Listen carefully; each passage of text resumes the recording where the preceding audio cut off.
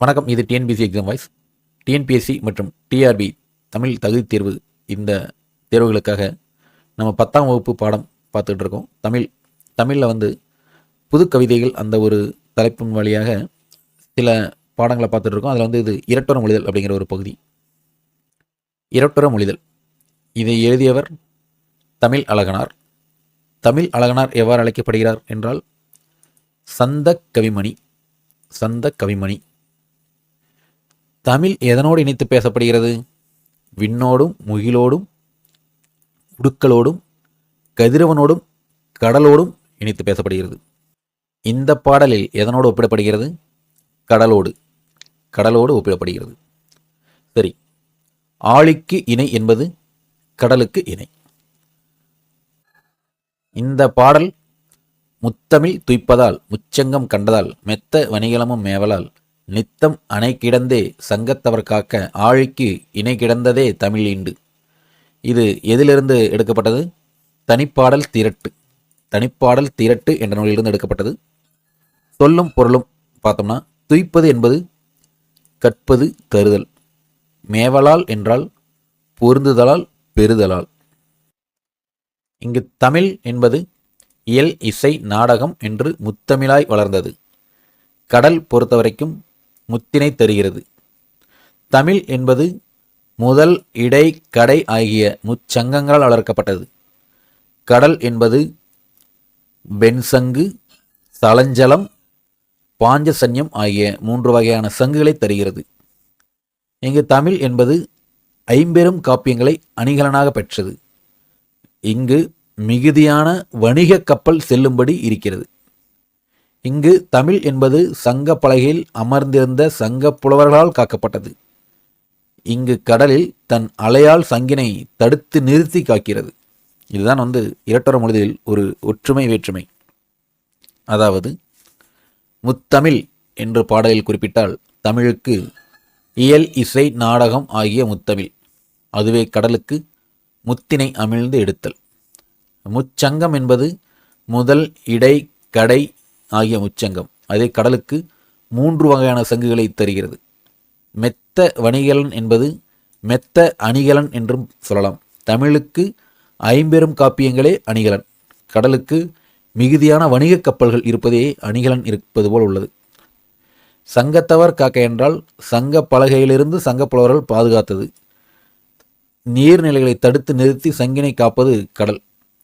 அப்போது இந்த 50 காப்பியங்கள் அணிகலன் அப்படின்னு சொன்னோம்னா, தமிழுக்கு சிலப்பதிகாரம், சிலம்பம் ஒரு அணிகலனாக வச்சுக்கலாம். மணிமேகலை, மணி ஒரு அணிகலனாக வச்சுக்கலாம். சீவக சிந்தாமணி, அதுலேயும் மணி இருக்குது, ஒரு அணிகலனாக வச்சுக்கலாம். வளையாபதி, வளையல், அது ஒரு அணிகலனாக வச்சுக்கலாம். குண்டலகேசி, காதொளிரும் குண்டலமும் அப்படின்னு சொல்கிறோம்ல, இப்போ குண்டலமும் ஒரு அணிகலனாக வச்சுக்கலாம். அணிகலன்களுடைய பெயர் அந்த 50 காப்பியங்களிலே இருப்பது ஒரு சிறப்பு. அதே மாதிரி கடலில் பார்த்தோம் அப்படின்னா நிறைய கப்பல்கள் இருந்தால் அந்த கடல் அழகாக இருக்கும். அதனால் அணிகலன் என்பது பொருத்தமானது. சரி, இரட்டொர மொழிதல் என்பது என்ன? இரட்டொர மொழிதல் ஒரு சொல்லோ சொற்றோடோ இரு பொருள்பட வருவது இரட்டொர மொழிதல்.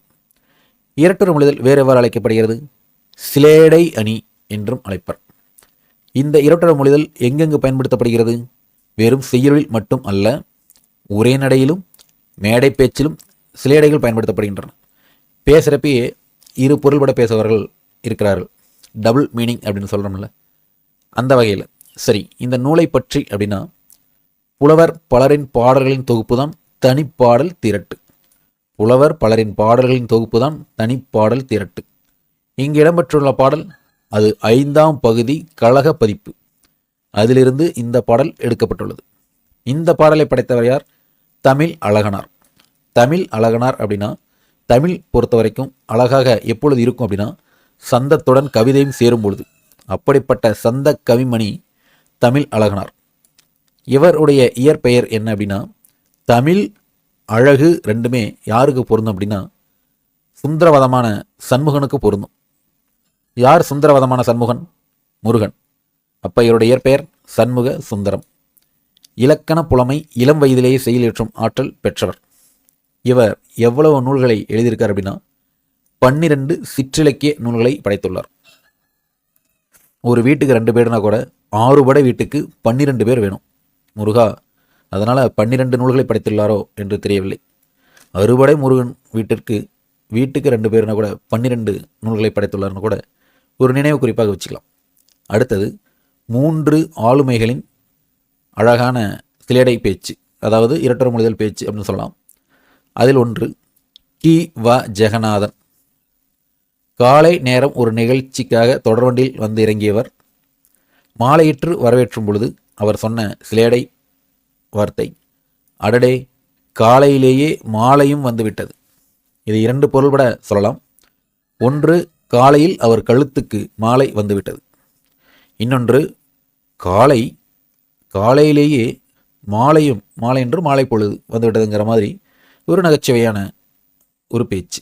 இது கி.வ. ஜெகநாதன், வா மாலையே வா அப்படின்னு சொல்கிற மாதிரி நம்ம நினச்சிக்கலாம். அடுத்தது இசை விமர்சகர் சுபுடு. இவர் நிறைய சிலேடைகள் பேசுவார். அந்த வகையில் ஒரு இசை நிகழ்ச்சிக்கு விமர்சனம் செய்யும் பொழுது அவர் குறிப்பிட்டது, அன்று கச்சேரியில் அவருடைய காதிலும் கம்மல், குரலிலும் கம்மல். அவர் சொன்ன ஒரே வார்த்தை கம்மல். இசை விமர்சகர் சுபுடு அவர்கள் வித்வானுடைய காதில் இருந்த கம்மலையும் சொல்லுகிறார், அவர் குரலில் இருந்த கம்மலையும் சொல்லுகிறார். குரலில் கம்மல் என்றால் இசை நிகழ்ச்சி அவ்வளவு சிறப்பு சற்று குறைந்திருக்கிறது. குரலில் கம்மல் இருந்தாலே அந்த இசை நிகழ்ச்சி மந்தமாக தான் இருக்கும். அதை அவர் சுட்டி காமிச்சிருக்காரு, இசை விமர்சகர் சுபுடு. அடுத்தது தமிழ் அறிஞர் கி.ஆ.பெ. விஸ்வநாதம். இவர் சொன்ன சிலேடை வார்த்தை,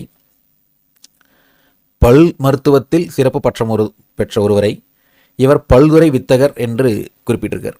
பல்துறை வித்தகர் அப்படின்னா பல துறைகளை கற்றவர் என்ற ஒரு பொருள். ஆனால் இவர் பல்துறை வித்தகர் அப்படின்னு சொல்லும் பொழுது பல்லை மருத்துவம் செய்யக்கூடிய துறையை சேர்ந்த வித்தகர் அப்படின்னு 2 பொருள்பட சொல்லியிருக்கார். அப்போ இங்கே குறிப்பாக நம்ம தெரிஞ்சுக்கிறது, கி.வ. ஜெகநாதனை பொறுத்த வரைக்கும் காலையிலேயே மாலை வந்துவிட்டது. இசை விமர்சகர் சுபுடு பொறுத்த வரைக்கும் குரலிலும் கம்மல் காதிலும் கம்மல்.